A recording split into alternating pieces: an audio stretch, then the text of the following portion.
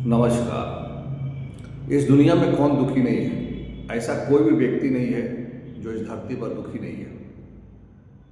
चाहे अपने स्वास्थ्य को लेकर हो, चाहे अपने धन को लेकर हो, चाहे अपने काम को लेकर हो, चाहे अपने आशा को लेकर हो, चाहे अपने भविष्य को लेकर हो, चाहे अपने भूतकाल को लेकर हो।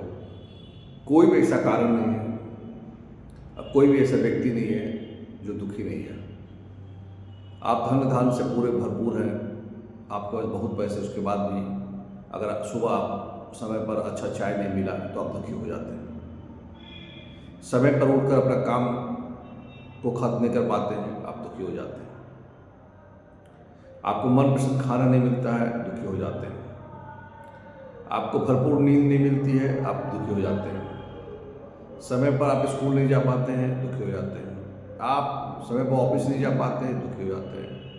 जितना आप चाहते हैं उतना धन नहीं कमा पाते हैं, दुखी हो जाते हैं।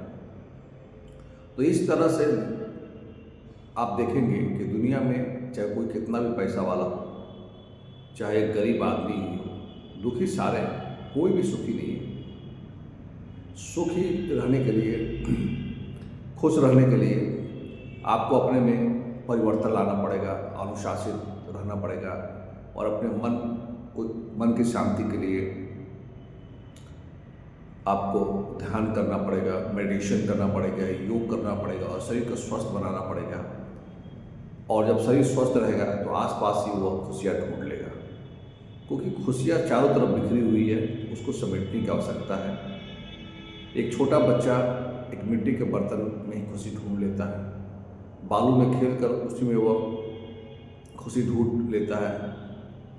और बड़े लोग मंदिर में पूजा करके खुशी ढूंढते रहते हैं, फूल चढ़ाकर भगवान को, जो बाजार से मूर्ति खरीद के लाते हैं, तस्वीर खरीद कर लाते हैं, उसी से पूजा करके खुशियाँ ढूंढ लेते हैं। तो इस धरती पर खुशियाँ आपको स्वतः ढूंढनी पड़ेगी, कोई भी खुशी ला कर देगा नहीं।